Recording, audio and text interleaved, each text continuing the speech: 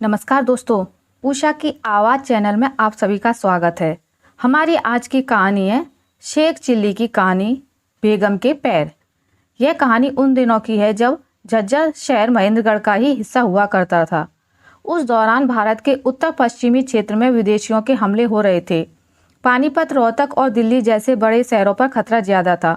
उन दिनों नवाब झज्जर में मौजूद तालाब की मरम्मत करवा रहे थे ताकि मुसीबत के समय रेवाड़ी के लोगों को पानी की किल्लत ना हो। अचानक कहीं से खबर आई कि दुर्रानी ने हमला कर दिया है और दुर्रानी की सेना रेवाड़ी के पास पहुंचने वाली है। इस बात का पता चलते ही नवाब ने अपने जांबाज सिपाहियों और वजीरों के संग जरूरी बैठक की। बैठक का मसला था कि अगर दुर्रानी की सेना झज्जर पर हमला करे तो उससे कैसे निपटा जाए, और अगर हमले के दौरान रोहतक या रेवाड़ी मदद मांगते हैं तो क्या करना सही रहेगा। बैठक में मौजूद सभी लोगों ने कहा कि रियासत में सभी को हमले के बारे में सूचित कर दिया जाए और पूरी तैयारी की जाए ताकि हमले के जवाब में कोई कसर ना रहे। साथ ही आसपास की रियासतों की भी मदद की जाएगी। उसी दिन रियासत में एक ऐलान करवा दिया गया कि अगर हमला होता है तो कमजोर, बीमार, महिलाएं और बच्चे जंगल में जाकर छिप जाएंगे और जवान सैनिकों का साथ देंगे। यह ऐलान शेख चिल्ली ने भी सुना। शेख चिल्ली थोड़ा परेशान हो गया क्योंकि उसकी बेगम थोड़ी मोटी थी। उसने सोचा कि अगर हमला हुआ तो उसकी बेगम जंगल तक कैसे पहुंचेगी। शेख चिल्ली के मन में अजीब अजीब से ख्याल आने लगे। तभी उसने खुद को रोका और खुद से कहा, मैं क्या बेकार की बातें सोच रहा हूँ। फिर उसने सोचा कि इस बार तो भारी मुसीबत आन पड़ी है, मैं अपनी जन्नत को इस तरह कुर्बान नहीं होने दे सकता।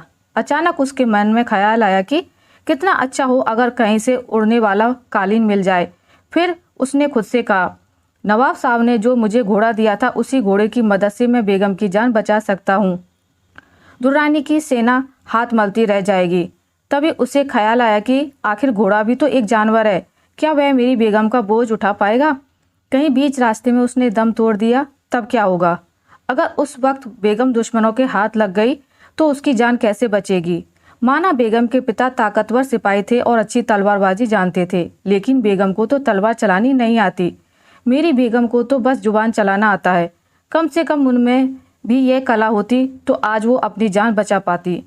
इतने में शेख चिल्ली को ध्यान आया कि अगर बेगम की तलवार चलानी आती भी हो तो तलवार आएगी कहाँ से।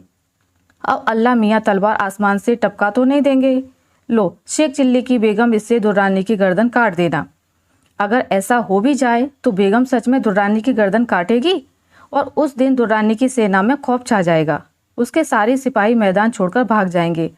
ये सब होता देख नवाब चौंक जाएंगे और अपनी सेना से पूछेंगे कि आखिर यह चमत्कार किसने किया है। तब सेना उन्हें बताएगी कि एक मोटी औरत ने यह कारनामा किया है, उसने दुर्रानी की गर्दन काट दी है। उस मोटी औरत की वजह से ही हम बच पाए हैं। यह सुनकर नवाब बहुत खुश होंगे और उस औरत को पूरे सम्मान के साथ दरबार में लाने का आदेश देंगे। यह भी हो सकता है कि नवाब खुद बेगम की तलाश में निकलें, जिस तरह बादशाह अकबर नंगे पांव वैष्णो देवी के दर्शन के लिए निकले थे। तभी वे बेगम की तलवार को दुर्रानी की खून से लथपथ देखेंगे। नवाब उन्हें देखते ही उनके सजदे में झुकेंगे और सेवा का मौका मांगेंगे। नवाब बेगम को पूरे सम्मान के साथ महल में लाएंगे और बेगम के पैरों की धूल अपने माथे से लगाएंगे। वे जहां मौजूद सभी को बेगम के पैर चूमने के लिए कहेंगे, यहाँ तक कि मुझे भी यह करने के लिए कहा जाएगा। भला मैं अपनी बेगम के पैर कैसे चूम सकता हूँ, इसलिए मैं साफ मना कर दूंगा। नवाब मुझ पर चिल्लाएंगे लेकिन मैं बार बार मना कर दूंगा। इस पर नवाब गुस्सा हो जाएंगे और सिपाहियों से कहेंगे कि इसे जेल में डाल दो। इतने में धड़ाम से गिरने की आवाज़ हुई। शेख चिल्ली की आंखें खुली तो उसने देखा कि वह चारपाई से लुढ़ककर सीधे नीचे सब्जी काट रही बेगम के पैरों में जाकर गिर पड़ा है। उसके गिरते ही बेगम चिल्लाई, अच्छा हुआ किनारे गिरे, वरना तुम्हारी गर्दन शरीर से अलग हो जाती। शेख चिल्ली ने अपना माथा पकड़ लिया। अब उसे दुर्रानी के हमले से ज़्यादा बेगम के पांव चूमने का डर सताने लगा था। मन में यही सवाल आ रहा था कि कहीं सच में ऐसा करना पड़ गया तो। ख्याली दुनिया बनाने से अच्छा है कि इंसान वर्तमान में जीना सीखे। आशा करती हूँ आपको मेरी आज की कहानी अच्छी लगी होगी। अगर आपको मेरी कहानी अच्छी लगी है तो इसे लाइक करें, ज़्यादा से ज़्यादा शेयर करें, और अगर आप मेरे चैनल पर नए हैं तो इसे सब्सक्राइब करना ना भूलें। मिलते हैं एक नई कहानी के साथ, तब तक के लिए नमस्कार।